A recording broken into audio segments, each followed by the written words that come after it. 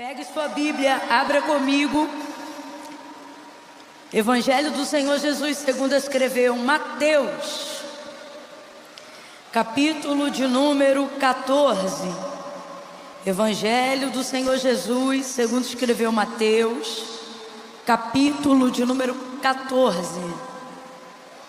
Oh, glória a Deus, glória a Deus. Oh, Jesus, nós chamamos tanto. Oh, aleluia, aleluia. Quem é do glória vai dando glória. Quem é do aleluia vai dando aleluia. Senhor, Tu és o amado da nossa alma, Senhor. Nós louvamos o Teu nome nessa noite. Nós Te agradecemos de todo o nosso coração pela vida que o Senhor tem nos dado, por todo o bem que o Senhor tem nos feito. Aonde nós estaríamos se não fosse o Senhor? Ah, Senhor, só Tu sabes, porque não temos perspectiva positiva alguma distante da Tua presença. Nessa noite nos colocamos diante da Tua presença como Pedro, como quando dizia: para quem iremos nós, se só Tu tens palavra de vida eterna? É por isso que nós viemos até essa casa, é por isso que nós nos reunimos em oração, é por isso que louvamos o Teu nome, porque enquanto Te adoramos, ressignificamos o nosso entendimento de quem devemos ser para o Senhor. E ao Te adorar, reconhecemos que tudo é do Senhor, que tudo vem de Ti, e que sem Ti nós não somos, não temos, não podemos, não fazemos coisa alguma. Oramos agora em concordância com a Tua palavra, porque a Tua palavra diz que o homem não tem coisa alguma se do céu não lhe for dado. E nós estamos aqui esperando palavra do céu, resposta do céu, direcionamento do céu. Por isso, Senhor, em nome de Jesus nós oramos. Ouve a nossa súplica, ouve a nossa oração. Tu sabes como cada um aqui chegou. Tem homens aqui que precisam tomar decisões ainda esta semana, mulheres que precisam de um apontamento de qual caminho seguir, se é para dizer sim, se é para dizer não, se é para noivar, se é para namorar, se não é para namorar. São pessoas que estão aqui esperando uma sinalização. Abre a porta da palavra diante de nós nesta noite. Abre a porta da revelação bíblica diante de nós. Porque quando Tu fala, a terra se cala. Quando Tu falas, a voz da dúvida, a voz do medo perde força dentro de nós. Eu oro agora por aqueles que oram comigo. Eu oro agora por aqueles que não conseguem orar, Senhor, cuja mente está tão aflita, tão ansiosa, os pensamentos estão tão confusos que não conseguem nem mesmo se concentrar para orar. Nós oramos por esses também agora e Te pedimos: organiza os sentimentos, organiza os pensamentos e vai colocando em nome de Jesus para fora. Expurga, expurga, espreme, arranca e tira todo pensamento de fracasso, todo pensamento de morte, todo espírito de desistência. Nós denunciamos agora na autoridade do nome de Jesus todo espírito que tenta confundir a mente, toda consciência culpada que tem dificuldade de dar lugar para o arrependimento, porque grande é a culpa, remorso, remorso, eu te denuncio agora. Vai saindo, vai saindo. E aonde havia uma consciência esmagada pela culpa, esmagada pelo remorso, eu oro agora o Espírito Santo, em nome de Jesus. Espírito Santo, entra na mente, entra nos corações. Esse povo é teu, essa casa é tua, essa mente é tua, este homem é teu, porque do Senhor é a terra, a sua plenitude, o mundo e aqueles que nele habitam. E em nome de Jesus eu te peço, limpa a mente, limpa o coração, aviva a tua obra, aviva com arrependimento, aviva com quebrantamento, aviva com confissão de pecados, aviva com entendimento, aviva com inteligência. Abre a mente e o coração, passe em revista, derrama temor do Senhor sobre os nossos corações nesta noite.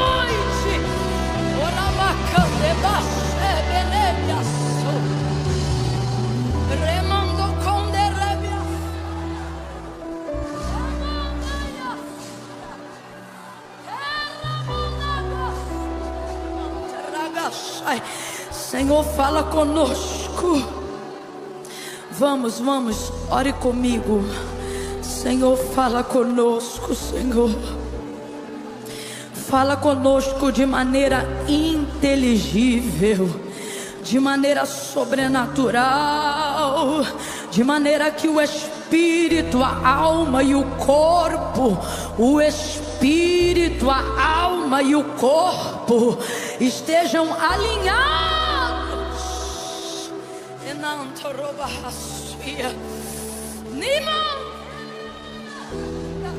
E toda distração, toda dispersão, todo vício digital, perca força agora. Perca força agora. Todo hábito que está fora da vontade do Espírito Santo, perca força agora em nós. Perca força agora em nós, na autoridade do nome de Jesus. Basta, basta, basta, basta, basta, basta, basta, basta, basta perturbação mental. Basta, basta, basta. Quebra o feitiço, Senhor. Quebra o encantamento, Senhor.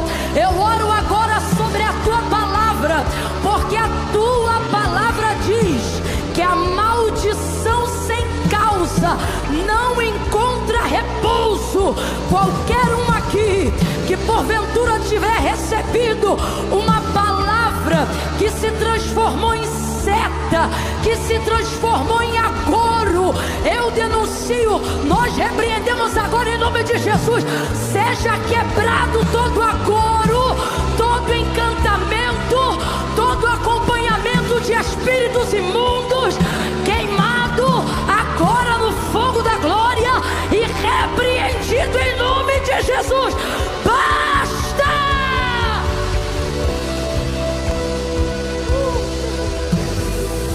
Em nome de Jesus. Diga comigo, em nome de Jesus. Isso, diga em nome de Jesus. Diga amém. Aleluia.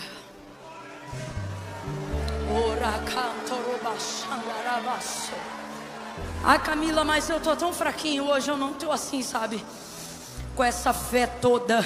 Vem na minha fé, porque eu também tô fraquinha. E é quando eu tô fraca que eu sou forte. E eu vim crente hoje. Diga amém. Diga amém. Abre a boca, rapaz, diga amém. Amém. Oh, glória. Culto, você tem duas opções e uma delas é assistir. É uma opção, assistir. Mas o melhor mesmo é participar. E como é que crente participa de culto, Camila? Igual a Abraão, que a palavra de Deus afirma que ele ia sendo fortalecido na fé, dando glória a Deus.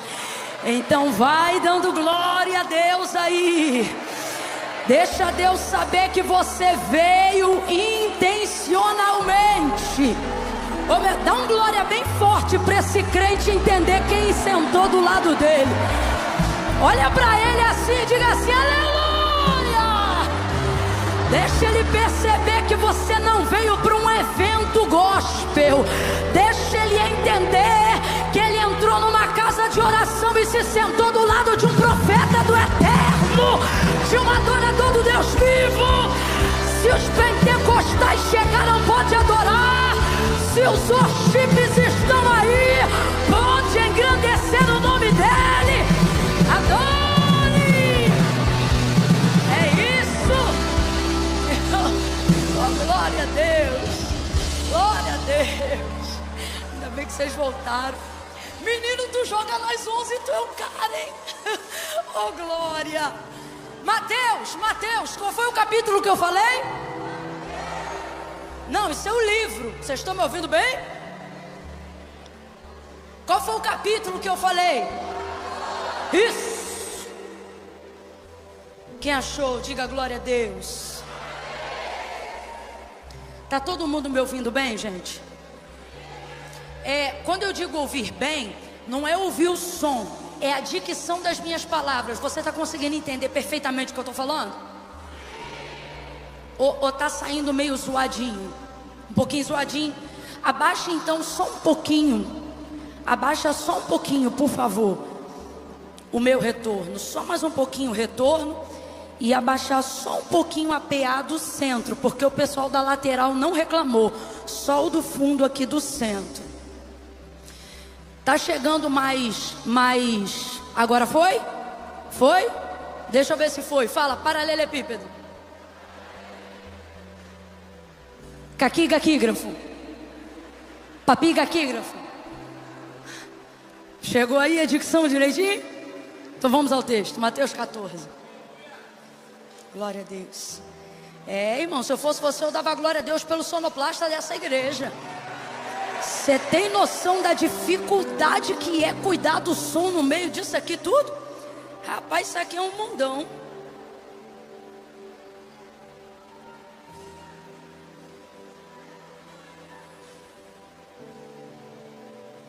Agora deixa eu ver se eu consigo te ouvir de lá de trás pra cá.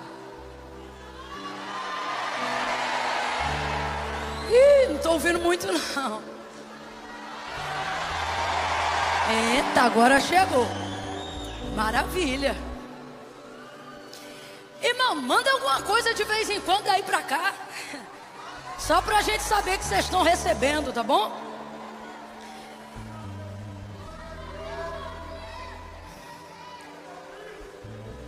Versículo de número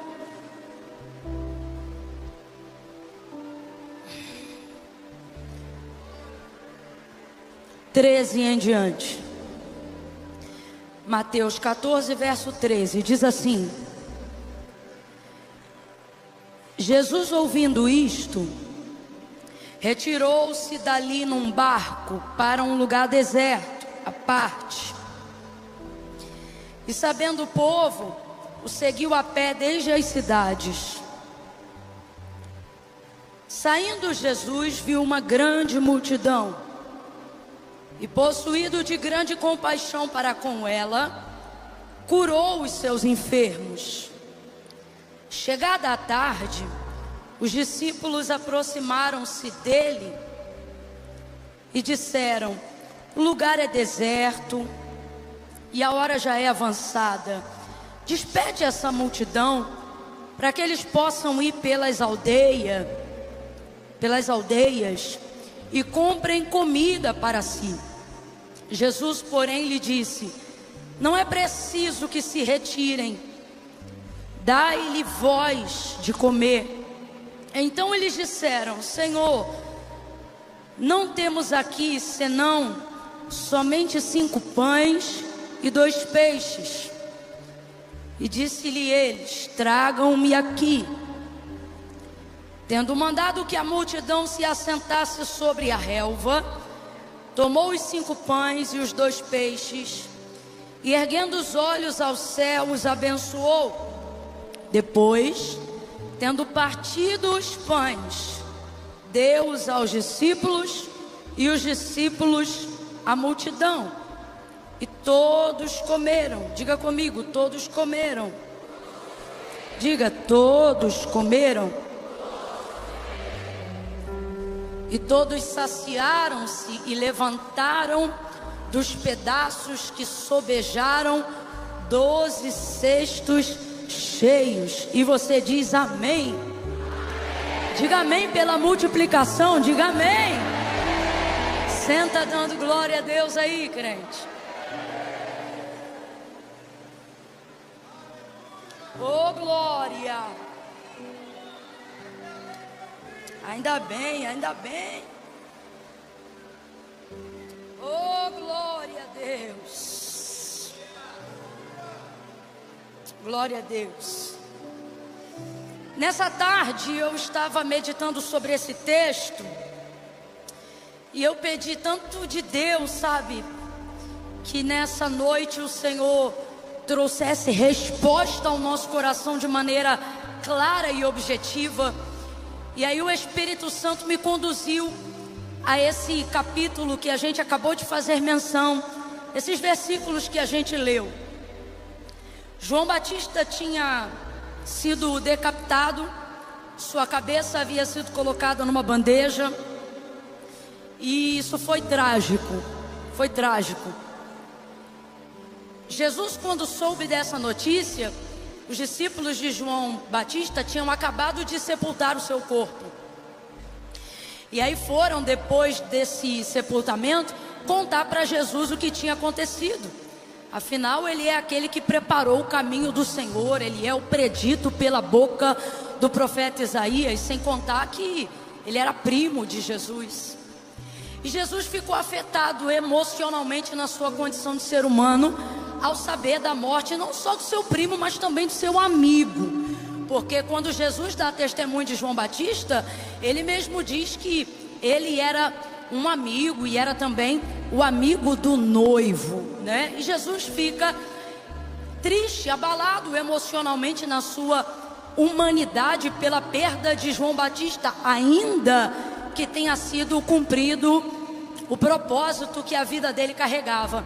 E aí ele vai decidir se retirar e ir para um lugar para ficar sozinho. Ele quer tirar um tempo de solitude.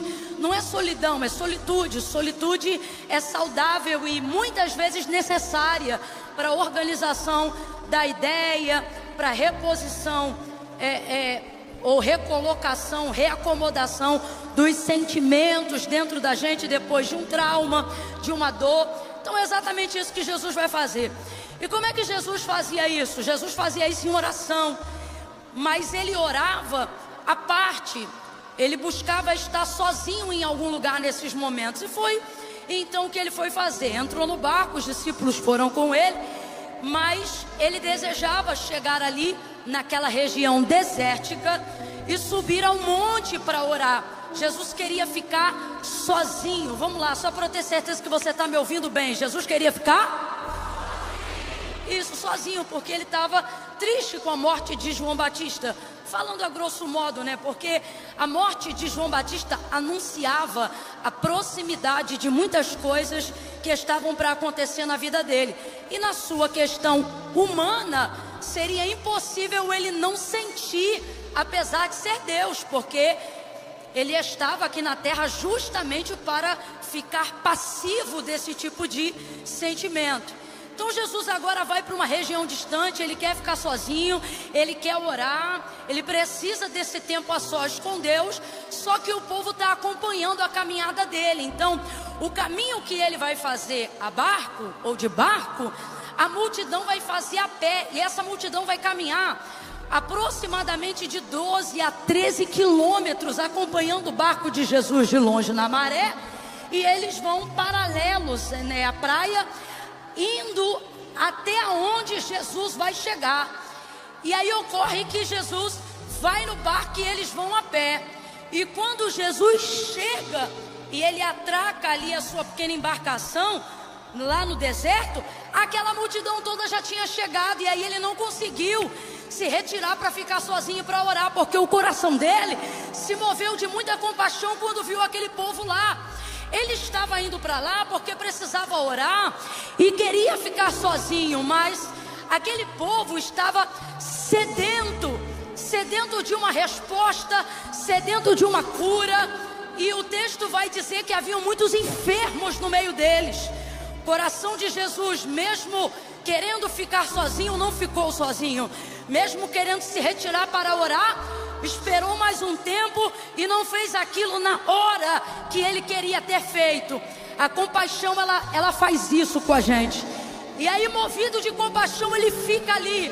E mesmo não tendo força, como é que eu vou dizer assim, toda a estabilidade emocional da qual ele pensava que deveria ter para aquele momento, ele vai fazer aquilo que o ministério dele se propõe a fazer.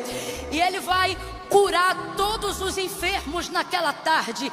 E é um expediente cumprido, porque as horas vão passando. Eu sei que quando ele termina de curar todo mundo, quando ele termina de abençoar todo mundo, quando ele termina de ministrar sobre todo mundo, agora sim, ele terminou aquela parte que era a necessidade do povo. E aí os discípulos, vendo o cansaço de Jesus, obviamente cansados também, vão ficar preocupados com aquelas pessoas que já estavam cansadas de terem caminhado mais de 13 quilômetros para poderem estar ali. As horas avançaram e não tem nada para comer. Então os discípulos vão tentar fugir de um problema que na cabeça deles se anuncia, que na cabeça deles se aproxima. Qual é o problema? Como é que a gente vai alimentar toda essa multidão? Imagina uma multidão semelhante a essa que está aqui nessa noite. Era um número parecido com esse daqui para mais, sem contar mulheres e crianças. Então imagina 12 homens mais um se sentindo responsáveis pela alimentação de uma multidão como essa, sem ter uma cozinha, sem ter uma despensa, sem ter saca de nenhum cereal disponível para todo mundo comer. Eles mesmos, vez ou outra, precisavam de um milagre. Inclusive Jesus tinha que tirar isso da cabeça deles de vez em quando, porque senão eles atrapalhavam o processo do ofício do ministério de Cristo. À medida que eles caminhavam tanto, vez ou outra eles ficavam pensando: a gente está longe de casa, o que é que a gente vai comer? Ou onde nós estamos aqui, não tem nada. Camille, como é que você sabe disso? Porque foi o próprio Jesus que disse a seus discípulos: eu não quero vocês ansiosos com o que vão comer, nem com o que vão beber, nem com o que vão vestir. Jesus não vai falar isso aleatoriamente, não. Jesus traz essa palavra num momento de peregrinação do exercício ministerial. Por quê? Porque essa era uma preocupação latente e contínua daqueles homens que haviam largado seus empregos, daqueles homens que haviam se ausentado temporariamente de onde estavam suas famílias para servir o ministério do Messias. Então aquilo de vez em quando tomava a mente deles. Jesus já havia ensinado eles, mas vez ou outra aquilo vinha. Então se eles já tinham essa preocupação com eles, imagina agora se sentindo sobre a responsabilidade de uma multidão equivalente a essa multidão que está aqui nesse culto nessa noite. O desespero começa a tomar conta. Aí eles vão até onde Jesus está e dizem assim: Senhor, já está muito tarde, a hora já avançou, começa a liberar o povo e manda todo mundo embora. Eu estou falando a grosso modo que é para todo mundo entender. Manda todo mundo embora. Os discípulos começam a falar para Jesus que é para dar tempo, por causa da hora, desse povo encontrar alguma estalagem, alguma mercearia, alguma porta de algum comércio aberto, para que eles possam comprar comida para si e se alimentar. Como quem diz assim: ó, o Senhor já fez até aqui, agora se desvencilha dessa responsabilidade, porque é muita responsabilidade, vai dar problema. Sabe assim, quando você sente que o problema está anunciando que está chegando? É mais ou menos isso que os discípulos estão sentindo. Eles estão sentindo: vai dar problema, vai dar problema, vai dar problema. E aí Jesus vai surpreender todo mundo. Jesus vai dizer assim: olha, mas não tem necessidade de mandar ninguém embora, não. Senhor, mas sabe? Não tem necessidade de mandar ninguém embora, não. E aí eu estava no quarto do hotel e o Espírito Santo ministrou o meu coração. E ele disse assim: diga ao meu povo nessa noite que Jesus está disposto a resolver, a encarar os problemas. Gente, está tão ligada à nossa personalidade de sobrevivência, fugir dos problemas, que esquecemos que são os problemas os responsáveis, ou a maneira como nós solucionamos os problemas que aparecem, que se tornam responsáveis pelas pessoas que nós nos tornamos. A verdade é que ninguém respeita quem nunca venceu nada. A verdade é que ninguém admira ou se inspira quem nunca encarou nada, quem nunca enfrentou nada. E o mundo está querendo trazer para a gente uma mensagem de conformidade e fuga. Não mude nada, não transforme nada, não encare nada, não entre em conversa nenhuma, não entre em embate nenhum, não discorde, não opine, não se apresente, não se importe, não tente resolver, porque vai dar problema. Se você se meter, vai dar problema. Se você tentar resolver, vai dar problema. Se você falar o que pensa, vai dar problema. Agora eu quero que tu tenha a fé que eu vi em Jesus. Olhe para o teu irmão e diga assim: e daí?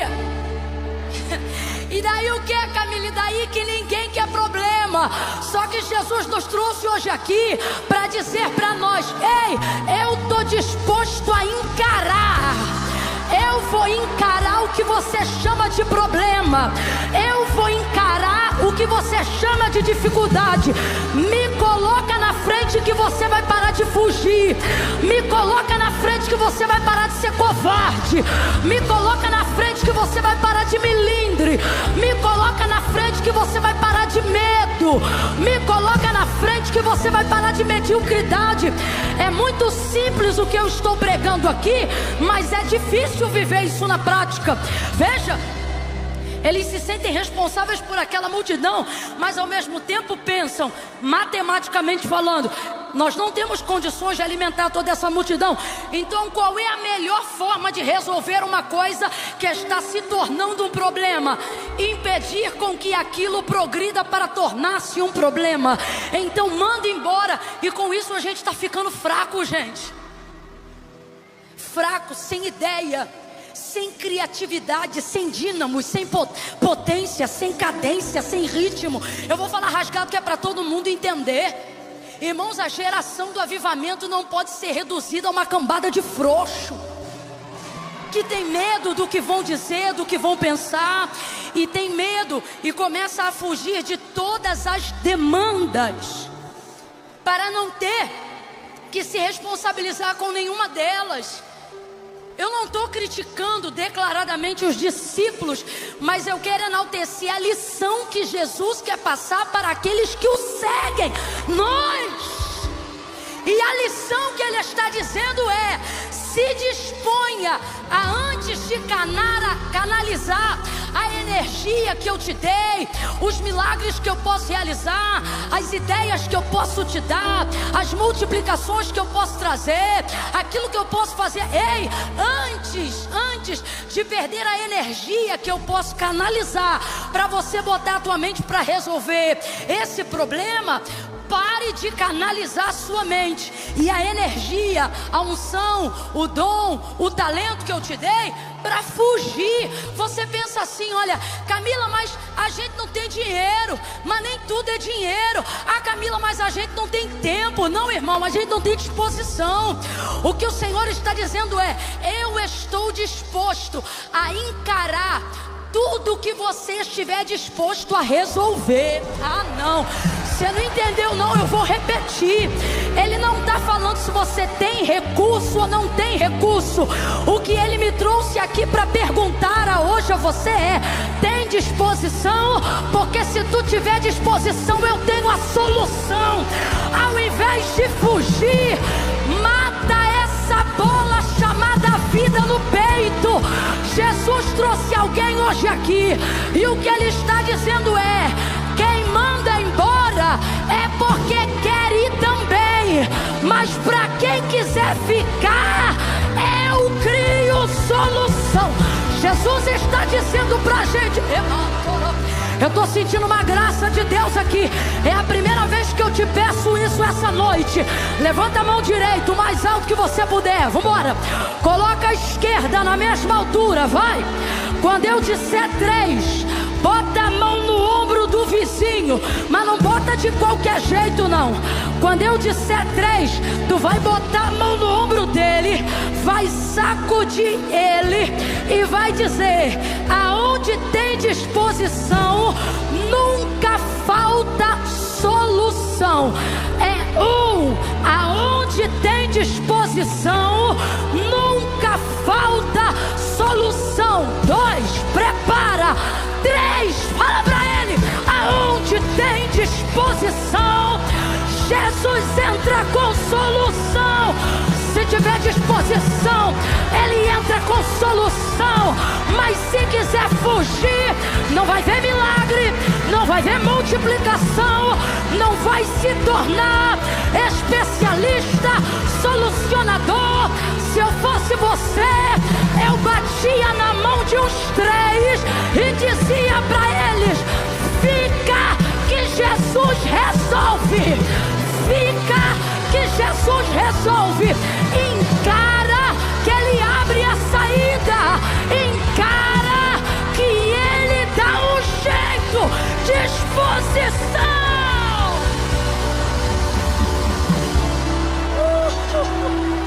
Aleluia! Aleluia!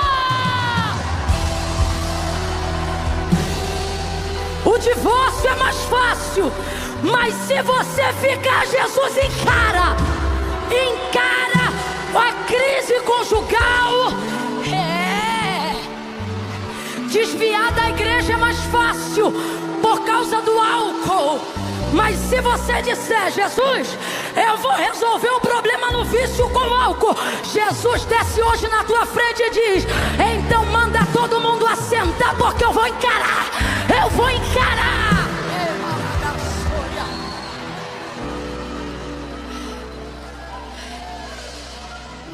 Não existe nada que, havendo em você disposição para resolver, Jesus não demonstre a disposição dele em resolver.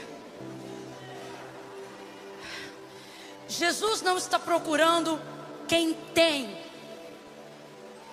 Ele sempre procurou quem quer. Sempre. Marcos 16, 24. Se alguém quiser vir após mim. Ele nunca perguntou quem podia. Ele nunca perguntou quem tinha condições. Se alguém quiser vir após mim, tome a sua cruz. Negue-se a si mesmo. E siga-me. Porque aquele que perder para me seguir, já ganhou. Mas aquele que quiser me seguir para ganhar, já perdeu. Então veja, aqui ele trata sobre disposição. Ele sabe que a gente não tem o recurso para resolver tudo. Então ele não pergunta o que você tem, ele pergunta o que você quer.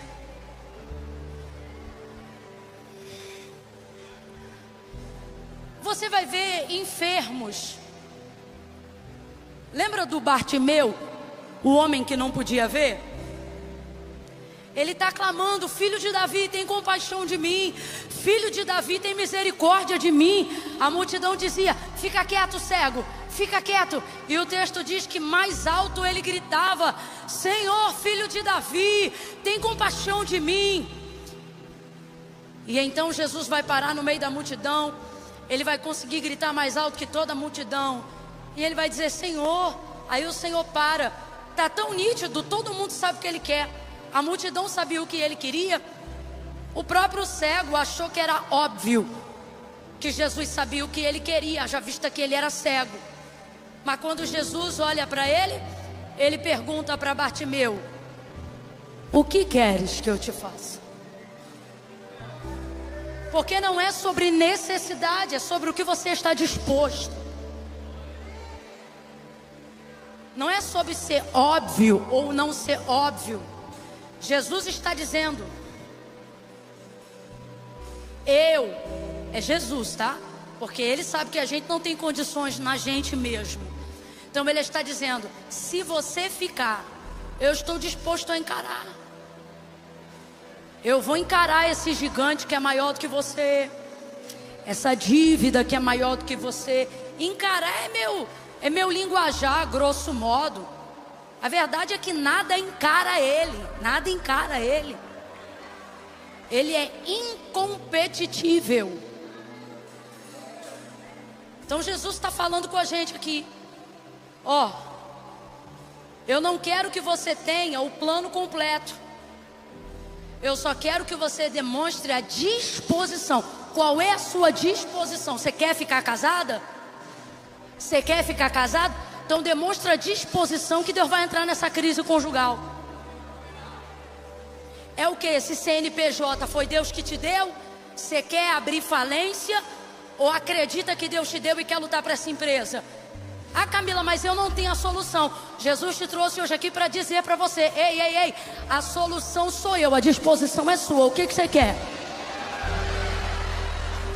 Porque o problema não é ele não fazer, ele vai fazer.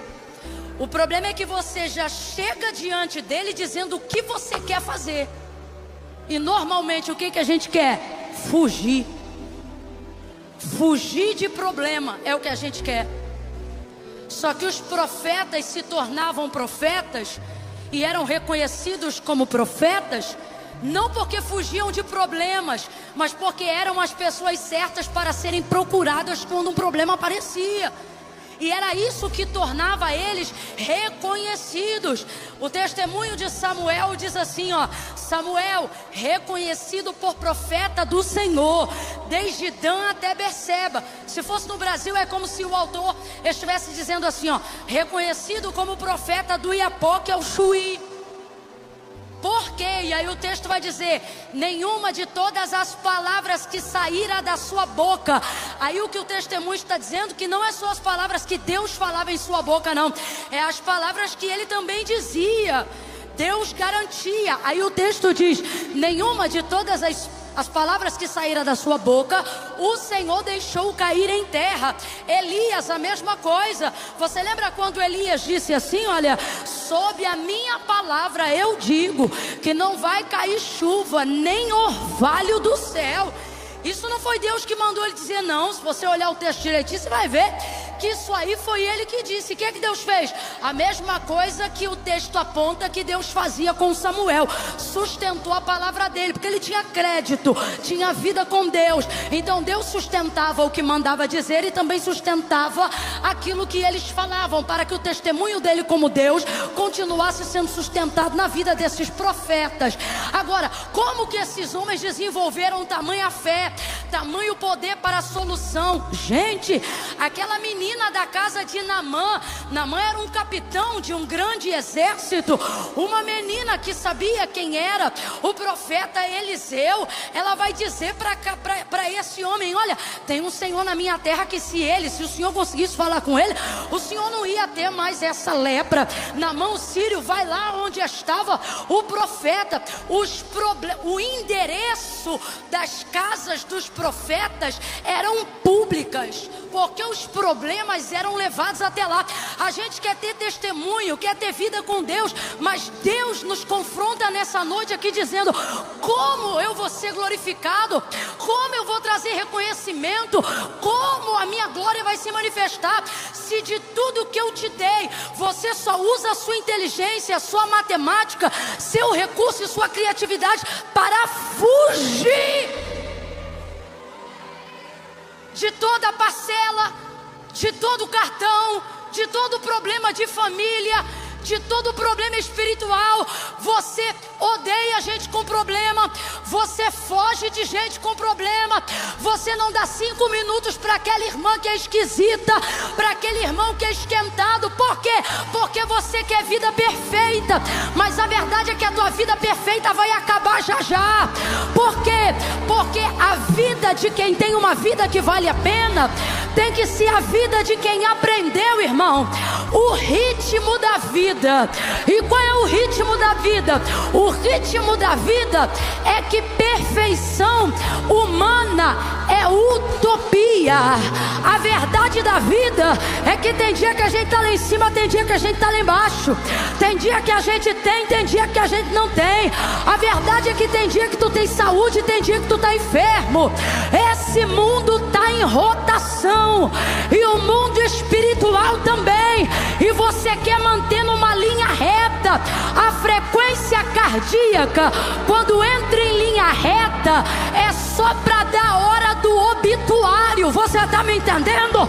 Agora, quando tem vida, é eletrocardiograma, é o gráfico subindo e descendo. E a gente vai aprendendo a entrar no ritmo e no compasso.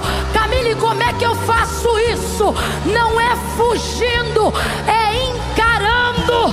Você vai atender essas chamadas de telefone essa semana. Pare de fugir dos seus credores, pare de fugir, pare de fugir, pare de fugir de tudo aquilo que tem te perseguido, que tem te humilhado. Cachorro só late enquanto a gente corre. Vire as costas para cima dele, pegue um pau na mão e veja se ele não começa a dar marcha ré. Deus está dizendo: pare de fugir.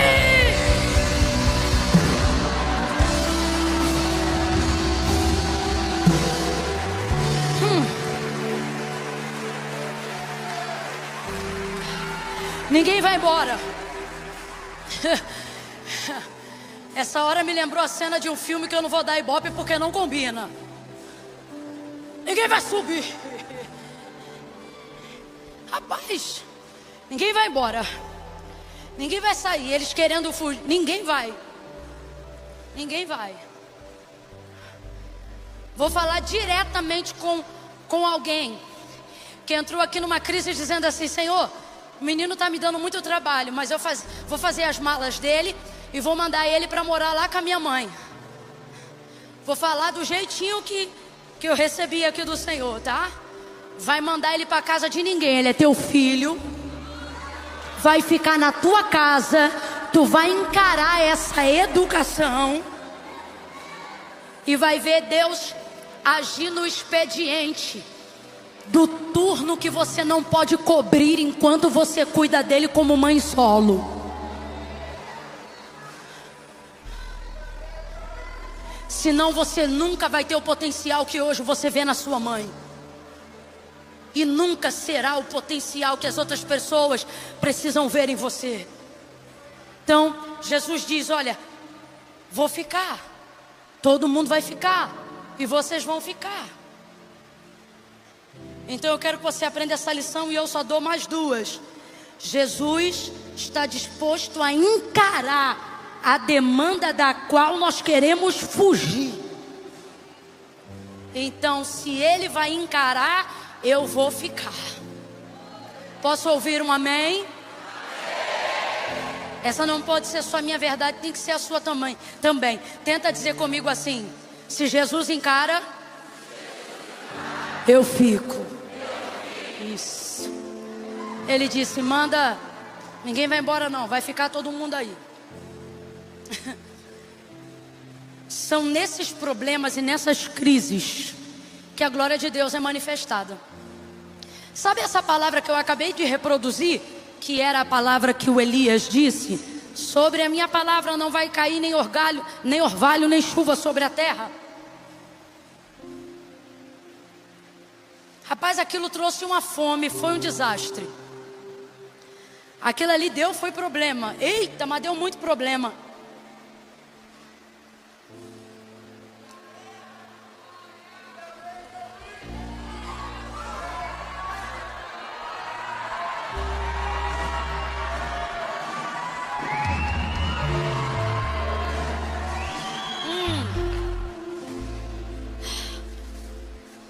Aquilo deu foi problema. Veio fome. Quem tinha culpa pagou, quem não tinha culpa pagou também.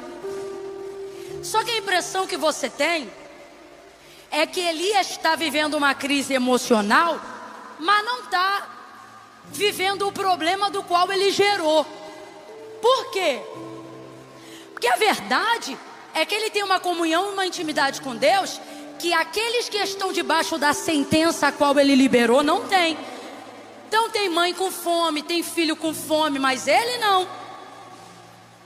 Ele está sendo alimentado pelo anjo, está sendo alimentado pelo corvo. Aí parece que Deus vai dar um choque de realidade nele. E diz assim: olha, Elias, levanta, volta, e eu vou te mandar ir na casa de uma viúva. E essa viúva, a viúva de Sarepta, ela vai te sustentar. Só que quando Elias chega lá, a viúva que Deus levantou para sustentar ele, só tinha um pouco de farinha, e a perspectiva de vida dela era curta, por causa de toda aquela fome, que agora é consequência da chuva do céu que ele lacrou. A viúva só tem um pouquinho de farinha, uma boca a mais que a do menino. E o Elias vai lá porque Deus mandou. Vai lá porque a viúva vai te sustentar. Agora sai do sobrenatural e vem para o físico. Vamos supor que a gente não é crente igual Elias. Imagina Deus dizer que a tua solução está na casa de alguém que tem mais problema do que você. É isso que Deus está fazendo, eu vou repetir. Imagina Deus dizer para você que a solução que você procura está na casa de alguém que está com mais problema do que tu. Foi o que Deus fez com Elias. Eu tenho para mim, isso aí sou eu que estou falando, que é uma maneira de Deus dizer assim: olha aí o que tu arrumou. Com as tuas palavras, olha aí o que tu arrumou. Tá a mãe, tá o filho. E aí você conhece a história. Ele manda preparar o bolo, manda fazer para ele primeiro, e aí depois ele profetiza e abençoa a vida daquela mulher. Mas aonde estava a solução? No meio do problema. E aonde estava o milagre que traria de volta estabilidade para a casa daquela mulher que tinha uma perspectiva curtíssima de vida? No meio de uma demanda que ela também poderia ter fugido. Imagina, tu só tem um pedaço de pão, é para você e para o teu filho. Só dá para fazer um pão ali para vocês, um bolo ali de farinha para vocês. E aí chega um homem de fora e fala: faz esse único pedaço aí, esse único ingrediente que você tem aí para fazer um bolo, faz ele para mim. Ô irmão, você fugia ou não fugia? Vamos falar a verdade? Só que o que Deus está dizendo para a gente é: quando eu fico, você não foge. Se eu ficar, você não precisa fugir. Eu não sei qual é a área da tua vida, se é emocional, se é espiritual, batalha espiritual. Se você está querendo se mudar de casa, a casa que Deus deu, porque está vendo vulto de um lado para o outro, é gente fazendo isso, é gente fazendo aquilo, é você sentindo aquilo outro, e você dizendo: ai meu Deus, eu vou embora. Só que hoje Deus está dizendo para alguém: fui eu que te consegui essa casa, você fica, quem sai é o demônio. Você fica, quem sai é o espírito de perseguição. Eu não sei qual é a área da sua vida, mas Jesus está dizendo: quando eu ficar, é o sinal que você não tem que ir para lugar nenhum. Aí ele diz: fica todo mundo aí. Aí um dos discípulos vai chegar para ele e vai dizer assim: Senhor, que ele vai dizer assim: o que vocês têm aí? Aí o menino tinha deixado lá 5 pães e 2 peixinhos, né? Aí os discípulos vêm e dizem assim: Senhor, tudo que nós temos aqui são apenas 5 pães e 2 peixes. E o que é isso para toda essa gente? Aí Deus mandou eu dizer isso aqui para vocês: o recurso que temos só se torna ilimitado. Eu disse o que, gente? Por favor, vem de novo. Eu disse o que? O recurso que nós temos só se torna ilimitado nas mãos dele. Na nossa mão dá para nós, na mão dele vai dar para todo mundo. Então você tem que parar de fugir de quem te dá demanda, porque muitos milagres só estão sendo possíveis na sua vida porque você não anda na sombra, mas anda acompanhado de gente que motiva Deus a fazer coisas através de você. Deu para entender o que Deus está falando aqui? Que é isto para toda essa multidão? Então eles oferecem, mas ao mesmo tempo se constrangem daquilo que estão oferecendo, porque no fundo do fundo não querem que seja utilizado e também não acreditam que aquilo possa ser o suficiente para aquela multidão de mais de 5.000 pessoas reunidas ali. Aí Jesus diz assim: traga-me aqui. O que ele está dizendo? Bota aqui na minha mão. Aí pega os 5 pães, os 2 peixes. Eu não sou de ficar correndo atrás de número na Bíblia, mas tem número que é muito emblemático. São 5 pães e 2 peixes. Isso totaliza 7 itens. E eu não preciso forçar, não precisa ser teólogo. Todo mundo aqui sabe que 7 aponta para aquilo que é suficiência, para aquilo que chamamos de perfeito. Então veja, você pensa assim: eu não tenho como resolver, eu não tenho como ajudar, eu não tenho como pagar, eu não tenho como curar. E o Senhor está dizendo: bota na minha mão o que você tem. Por quê? Porque é o suficiente para eu fazer o que eu vou fazer. 7 aqui é perfeição. Você pensa que todo recurso que você tem é pouco. Você pensa que toda inteligência que você tem para resolver isso é pouca. Você pensa que todo dinheiro que você tem para resolver isso é pouco. Você pensa que a eloquência que você tem é pouca, que os amigos que precisaria ter para fazer são poucos. Mas Deus te trouxe hoje aqui para dizer: só é pouco na sua mão, na minha mão é o suficiente. Então o que eu tenho que fazer, Camila? Essa é a parte mais difícil. A parte mais difícil não é ver Jesus trabalhar. A parte mais difícil é dar a Ele autonomia para mexer no que estava seguro na minha mão. Essa é a parte difícil. É pegar aquilo que na minha mão é seguro e ver eu transferir aquilo para a mão de Jesus. Por quê? Porque na minha mão todo recurso é administrado por mim. Minhas palavras são administradas por mim. Minhas amizades são administradas por mim. Na minha mão o culto é administrado por mim. Imagine esse jovem que está tocando o teclado aqui. Na mão dele o teclado está sob o domínio dele, porque ele é tecladista. Vai ver, ele até arranha um pouco de guitarra ou um pouco de bateria, mas eu tenho para mim que o instrumento que ele usa para trabalho é o teclado, não é isso? Você usa o teclado. Então se de repente eu chegar para ele e falar assim: ó, você vai agora tocar bateria, ele não vai tocar com a mesma desenvoltura que ele toca teclado. Ele vai ficar um tanto quanto travado. A mesma coisa é se eu pegar o baterista ali agora e falar: ô baterista, faz o seguinte, troca com ele aqui e agora você toca teclado e ele toca bateria. Não é um instrumento de ofício deles. Eu não tenho dúvida, ainda mais se eles forem da Assembleia de Deus. Toca teclado, toca bateria, toca guitarra, toca baixo, toca pandeiro, toca tudo, porque crente que aprende é assim, toca um pouco de tudo, mas não é o ofício dele. Ele vai ficar melhor no teclado, ele vai ficar melhor. Ei, é a mesma coisa quando você tem um recurso. O difícil não é ver Deus trabalhar no recurso.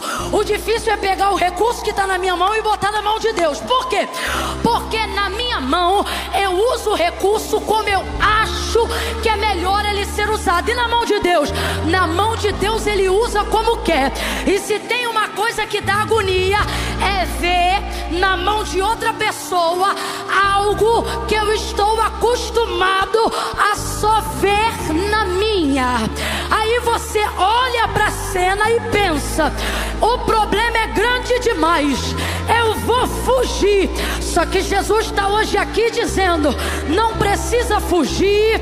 Eu não só vou trazer estabilidade, como vou trazer multiplicação, como vou fazer sobejar. Vou te dar uma experiência de milagre, e nunca mais você vai ter medo de gente, nunca mais você vai ter medo de fome, nunca mais você vai ter medo de multidão, nunca mais você vai ter medo de problema. E aí, Camila, o que eu tenho que fazer? Transfere o recurso. Essa é a hora que a gente trava, porque a gente quer ver Deus fazer, mas quer que Ele faça através das nossas mãos. Fala comigo, Jesus. Passa por aqui. Chega lá onde eu quero, mas chega através das minhas pernas. Chega lá onde eu quero, mas chega usando a minha mão. É complicado, porque quando Ele quer glorificar o nome dEle, uma das primeiras coisas que Ele faz é tirar da tua mão o controle. Mas a gente quer milagre, mas não quer perder o controle. A gente quer milagre, mas não quer dar para Deus autonomia. Ó Espírito Santo, até aqui tu age, daqui para cá é a minha boca mesmo que fala. Ó Espírito Santo, aqui tu age, daqui para cá é meu jeito de fazer. Isso aqui deixa comigo, isso aqui deixa que eu resolvo. Só que Jesus está dizendo: filho, você não vai botar o peixe na minha mão e ficar com pão, não. E eu também não vou aceitar pegar o pão e você ficar com peixe. Aqui não adianta confiar parcialmente. Confiança parcial é desconfiança integral. Se é para confiar, ou bota tudo ou não bota nada.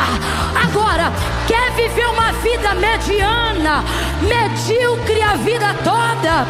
Quer acordar todos os dias sabendo como é que vai fugir? Para que casa vai ter que se mudar? Quantas parcelas vai ter que ser dessa vez? Qual é o banco que você ainda não perdeu o nome para pedir um novo empréstimo? Então segue teu caminho. Agora, quer perder o medo? Perde a autonomia. Entrega tudo na mão dele. Faça como a viúva. Faça como a viúva. Ela não fez como os ricos. Os ricos davam do que sobravam. Ela deu tudo que tinha a um altar espiritual aqui. E o Espírito Santo está dizendo: 2025 é ano de solução. Ou coloca tudo e espera o retorno, ou não coloca nada e vai-te embora com os teus pães. Agora, quer vitória? Coloca tudo, confia, confia, confia, confia totalmente, confia integralmente. Uns confiam em carros, outros em cavalos, uns confiam na bolsa, outros em investimento, uns confiam no dólar, outros em Bitcoin, mas nós confiamos no Senhor dos exércitos. Uns levantam e caem, mas nós nos levantamos e temos estabilidade. Estamos de pé porque confiamos no Senhor. Se eu fosse você, eu levantava a mão e entregava tudo. Eu entregava tudo. Minha casa, meus negócios, minha família. Tira de mim o controle. É tudo teu, é tudo teu, é tudo teu. Tu administra melhor do que eu. Tu comanda melhor do que eu. Tu encara e ninguém te encara, porque tu estás acima de tudo que me afronta, de tudo que me humilha. Toma, Senhor, é teu. Meu Isaac é teu, meus pães são teus, meu peixe é teu, minha família é tua. O ministério não é meu, o ministério é teu, é teu, é teu, é teu.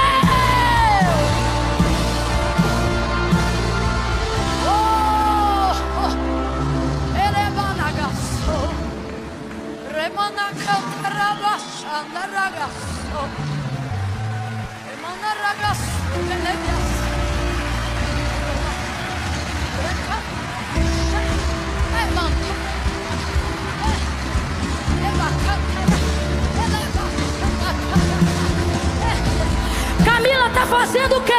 Eu não sei você, mas eu tô entregando. E eu entrego tudo. Eu entrego o corpo, a vida, a alma, o fôlego, o espírito. Entrega tudo.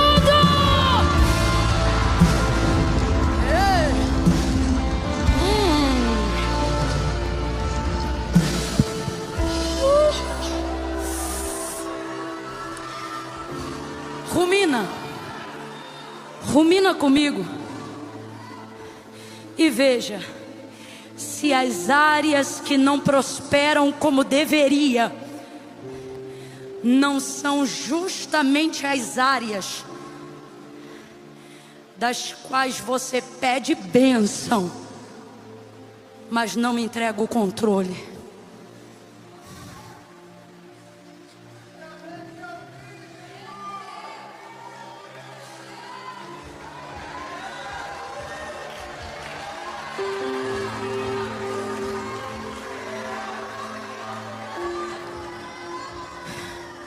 Senta que falta só mais um para não cansar.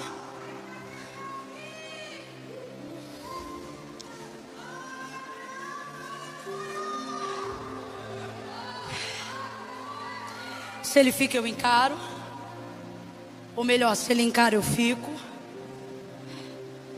O problema não é ver ele fazer, o problema é da autonomia dele em cima do recurso que foi dado a mim. Então, ok, eu vou entregar. Ok, Camila. Ok, eu vou entregar. Eu vou entregar.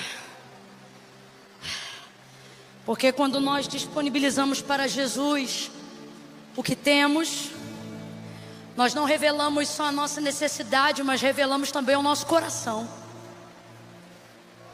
né? Aí Jesus pega os 5 pães, os 2 peixes,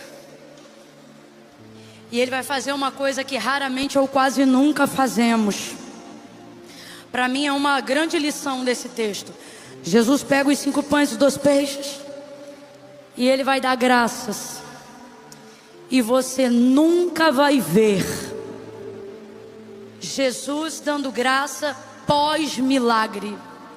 Jesus só dava graça pelo que ele tinha antes. Jesus não dá. Esse negócio de culto e ações de graça, quem inventou foi a gente. Jesus nunca esperou receber para fazer. Ele fazia com o que ele tinha. Ele pega os 5 pães e 2 peixes, e ele vai dar graça. Vai dar graça. Pela multiplicação, pelos 5 pães e os 2 peixes. A gente tem que aprender isso, gente. A gente tem que aprender isso. A dar graça pelo que a gente, a consagrar a Deus o que a gente, quando eu tiver, quando eu puder. Vou falar rasgado, é por isso que tu nunca tem. Quando você quer muito dar, você não espera ter para fazer. Você dá com o que você tem, faz com o que você pode. Aí ele pega os 5 pães, os 2 peixes, e na mão dele, aquele recurso é um anúncio de estabilidade. O que isso significa?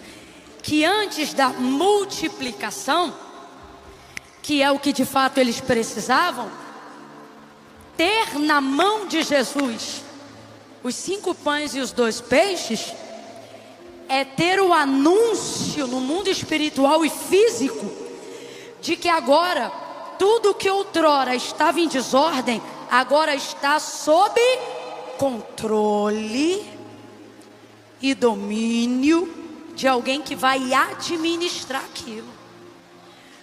Então Deus está mandando eu dizer isso aqui para alguém. Você ainda não viu o que eu vou fazer, mas já era para ter parado de se desesperar. Por quê?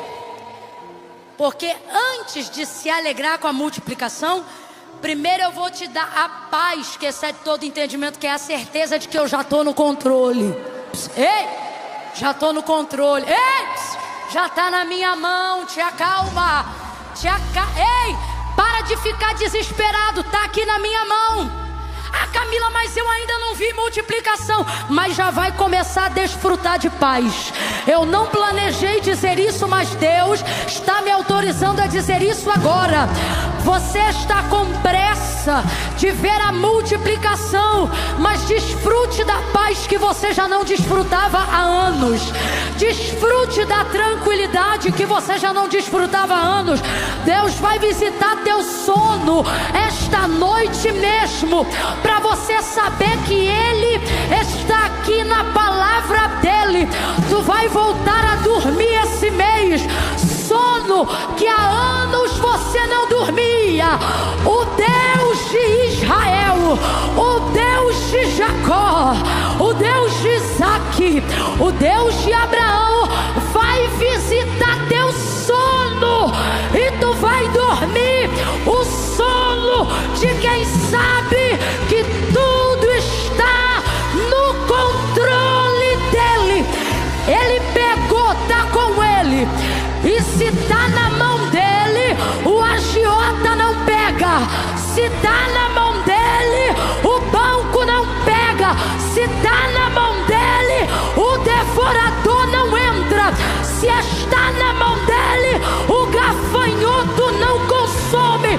Na mão dEle o diabo não toca. Na mão dEle o feitiço não faz efeito. Na mão dEle a bruxaria não tem força.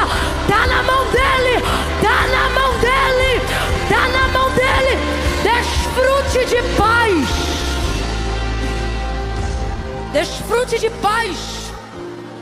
Antes de desfrutar da alegria da multiplicação, desfrute de paz. Você já está perturbado há tanto tempo que nem lembrava mais como é que é. Ei, Maragacia. Aleluia! Aleluia! Oh, glória! Aleluia! Desfrute de paz. Deu graças. E eu encerro aqui. Ele vai partir o pão em pedaços. Gente, isso aqui é tão difícil. Eu estou com uma situação tentando resolver até hoje só por causa disso aqui. Porque eu já fiz o 1. Se Jesus vai encarar, eu vou ficar. Já fiz o 2. Dei para ele o controle, já desfruto de paz. Mas o 3 eu ainda estou negociando. Você sabe o que é negociar? É um algo. É do verbo negociar. Eu negocio, tu negocia, ele negocia. Sabe assim? É difícil. É a parte mais difícil. Ele já tá com o que era teu. E você pensa assim: ah, eu tô de boa, Camila, já entreguei para Deus. Entregou? Tu vai ver que entregou o pão, o peixe, mas ainda não entregou a confiança do coração. Quando que eu vou ver? Quando ele começar a pegar o pão que na tua mão era inteiro e tornar pedaço na mão dele. Ali tu vai começar a ter sentimento de perda mesmo. Ali você vai ver que não dá para colar de novo, tá ligado? Ali você pensa assim: nem que eu quisesse roubar de volta, eu iria conseguir, porque já era. E essa é a palavra profética que eu vou terminar esse momento. Você vai olhar para quem está do teu lado agora e vai dizer assim, ó, já era. Não, você ficou sem graça, eu vou te dar mais uma chance. No 3 você vai olhar para ele e vai dizer, já era. Como assim já era? Sabe aquilo que você deu? Já perdeu a forma de se recuperar de volta. Porque mesmo que você pegue, já não está mais do jeito que você deixou. Ei! Não, eu vou falar de novo. Não está mais do jeito que você deixou. Eu vou falar de novo. Não está mais do... Bate um arrependimento, você pensa, vai que não acontece como eu queria, vai que... Ai meu Deus, Deus está me usando aqui para te dizer, eu fiz a coisa de um jeito, que se tu tentar meter a mão agora, já não está mais do jeito que tu me deu. Virou pedaços, virou pedaços, pedaços. Eu quero que você imagine uma coisa que você gostava muito. Uma blusa que você gostava muito. E está na mão de uma pessoa. Só que agora essa pessoa começa a rasgar essa blusa. E cada pedaço do tecido vai se tornando várias blusas para outras pessoas. Vai dando uma angústia, sabe? Tava tão bonitinho, tão perfeitinho, e agora virou pedaços. No processo da multiplicação, você terá a sensação, não é uma realidade, é apenas uma sensação. Então redobre a atenção. No processo da multiplicação, você terá a sensação de que Deus destruiu os únicos recursos que você tinha.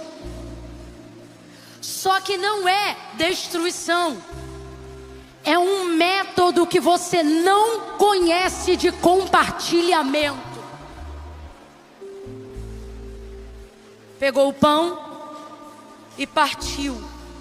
E eu procurei na Bíblia pães que saciaram fome sem terem sido partido. Não existe. Porque o que torna o pão deglutível para ser consumido é o partir, ou seja, a proporção do pedaço é que torna ele comestível. Já tentou enfiar um pão francês inteiro na boca? Já tentou, mas não conseguiu. Tem que partir para caber, senão você tem a matéria, mas não consome os nutrientes dela. Alguém está entendendo o que Deus está falando aqui? Então é difícil ver o que era bonito, mas não tinha utilidade. Ver o que parecia um patrimônio sólido, mas não tinha utilidade. Aí de repente pegamos e entregamos tudo para Deus, e a impressão que a gente tem é que Deus está pulverizando, mas não é. Deus está dizendo, entenda, na minha mão, o que antes era um monumento vai ganhar movimento. Vocês estão acostumados com monumento, vocês gostam de monumento, mas eu gosto de movimento. Avivamento não é monumento, avivamento é movimento. E eu me lembro que no dia que o Espírito Santo desceu, foram vistas por eles línguas como que repartidas, as quais pousavam sobre a cabeça de cada um deles, e eles falavam com como se fosse concedido que lhe falassem. Veja, tudo que vai ser nutriente, tudo que vai ser consumido, tudo que terá utilidade, tudo que será fortalecido antes da bênção da multiplicação, você verá primeiro a repartição, a fragmentação. Deus me trouxe hoje aqui para clarear as ideias de alguém que está pensando que perdeu tudo que construiu, ou que está para perder tudo que investiu desde o dia que se tornou crente e viu tudo ir para a mão de Deus. Deus está dizendo: não, eu não estou fragmentando, eu estou multiplicando. É que no processo de multiplicação, o partilhar faz parte. Para você que amontoou, é difícil ver Deus soprar. Era grande, mas não servia a ninguém. Era muito, mas ninguém se alimentava. Agora está partido e mais de 5.000 vão comer. Aí você pensa: mas está tão pequenininho. Está pequenininho, mas está alimentando todo mundo. Deus nos trouxe hoje aqui para dizer: se no teu coração você tiver disposição para partilhar, eu vou multiplicar. Se você aguentar me ver rasgar, me ver repartir e me ver fragmentar, entenda, você não vai terminar com um pedacinho de pão, não. Você vai terminar com cestos transbordando até o talo. Mas você só vai ter essa visão se aguentar me ver rasgar, partir e fragmentar o que você colocou na minha mão.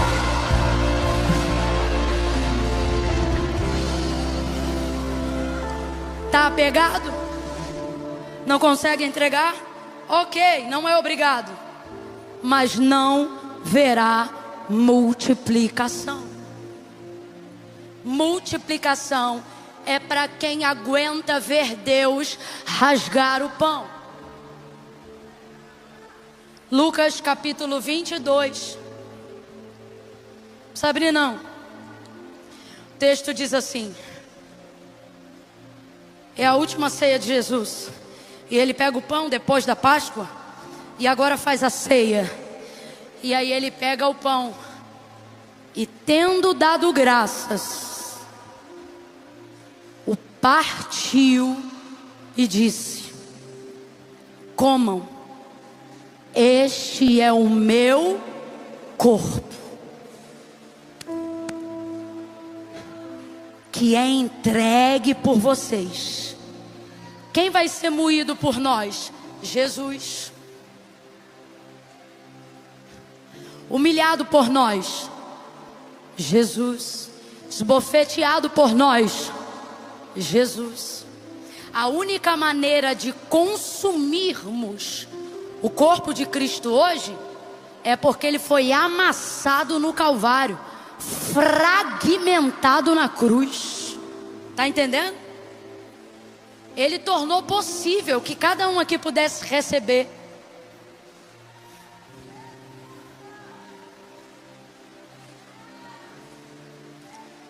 Olha aqui para mim.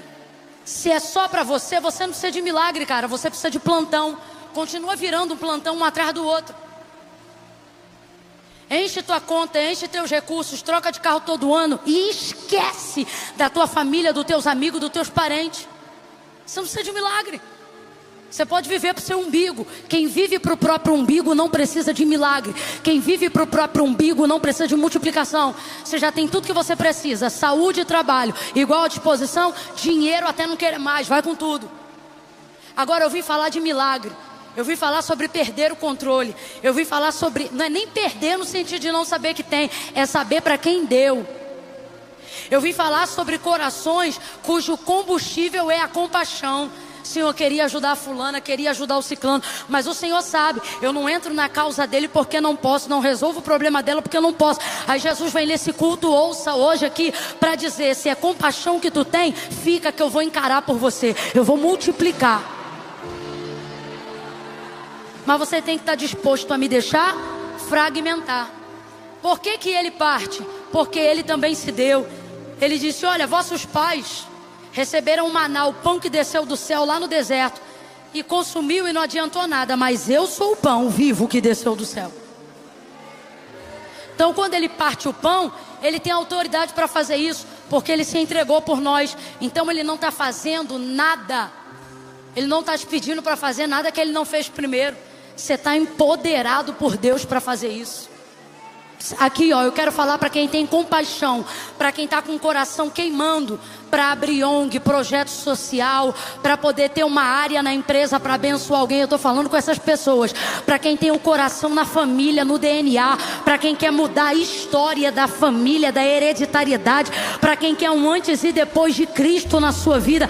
É com você que eu estou falando. Para você Jesus está dizendo, ei, entrega tudo que eu vou repartir, mas quando acabar, tu não termina pobre e nem termina igual você estava antes de me chamar, não. Tu vai terminar com os cestos lotados, porque vai ter sensação de perda, mas ela é temporária. Por que é temporária? Porque o fim da história não termina com perda, termina com multiplicação. Vai multiplicar. Seja profeta, bote a mão na mão de alguém agora, pega a mão de alguém, pega a mão de alguém aí agora, pega a mão de alguém, diga para essa pessoa assim, ó, receba. Tá fraco, diga receba. Bora, bora, diga receba. Receba força, paz, equilíbrio para ver Jesus fragmentar recursos. Sobre essa palavra, solte a mão dele. Só fique de pé agora quem tem coragem de dizer, Camila, hoje eu quero pedir de Deus essa coragem, porque eu quero passar para o controle dele o que é meu. Camila, eu ainda não estou com essa coragem. Fique sentado que eu vou orar por você. Mas só fique de pé agora quem ouviu a palavra e disse, fez todo sentido para mim. Eu estou com áreas travadas na minha vida, aonde tudo que eu quero é ver Deus fazer, mas está sendo muito difícil entregar para Ele a autonomia. Feche os olhos agora. Feche os olhos agora. Oh meu Deus, ajuda aí ainda. Ajuda aí, Léo, glória a Deus. Eu vou fazer uma última oração para essa palavra. Nós ainda vamos receber mais uma porção. Isso que eu preguei agora foi para a tua paz. A multiplicação vem aí. Mas eu vou fazer essa oração. Senhor, me dá coragem de confiar, a ponto de ver o Senhor tornar em pedaços aquilo que era inteiro na minha mão. Eu estou falando aqui, irmãos, e eu estou debaixo de um temor tão grande, porque Deus está dizendo assim, olha, desse jeito. Eu que estou parafraseando, tá? É como se Deus dissesse assim, pergunte para ele, para ela, não precisa perguntar para o teu vizinho não. Eu estou parafraseando como se Deus estivesse falando aqui. Como se ele dissesse assim, olha, pergunte para ele ou para ela, se em algum momento da vida dele ou dela, eu não fui digno da confiança dele. Se eu não fui digno da confiança dela. Se eu sou imprudente para usar os recursos dela. Se eu sou consumista, descontrolado. Deus está dizendo aqui a alguém, eu sou digno da sua confiança. Fecha os olhos, fecha os olhos. Agora comece a pedir para Ele: Senhor, me dá fé para confiar no Teu caráter. Muda o meu caráter, para que eu possa confiar no Teu, porque eu estou espelhando ou o meu ou o de alguém no Teu. Isso está atrapalhando a minha confiança, mas Tu és digno da minha confiança. E eu estou cansado de fugir de problemas. Estou cansado de viver de maneira mediana, medíocre. Não que há demérito nisso, mas é porque a minha vida configura a minha fé. E a minha fé tem sido parcial, assim como a minha confiança. Por isso nessa noite, esta palavra me confronta, esta palavra me constrange, porque eu quero milagre, eu quero multiplicação, mas não quero perder o controle. Então, pelo amor de Deus, em nome de Jesus, me dá coragem, me dá coragem, me ensina a confiar. Fecha os olhos, curva a cabeça, se humilhe, se humilhe. Eu vou orar agora. Quando eu disser amém, eu vou pedir o Léo e a Ju para adorarem ao Senhor com apenas um refrão, e é o tempo que a gente vai ter para dar para Deus autonomia. Comece dando autonomia do teu tempo. Eu gosto de vir no culto, mas tem que acabar a hora que eu quero. Dá um pouco da autonomia para Deus hoje. Deus, eu vou ficar aqui enquanto o Senhor estiver falando comigo. Fala com Ele. Peça ao Senhor. Me dá coragem, Senhor. Me dá coragem para confiar. Pai, em nome de Jesus, eu oro agora por mim e por cada um que comigo ora sobre esta palavra. Aumenta a confiança e tira de nós a centralização do controle de tudo. O sangue de Jesus tem poder.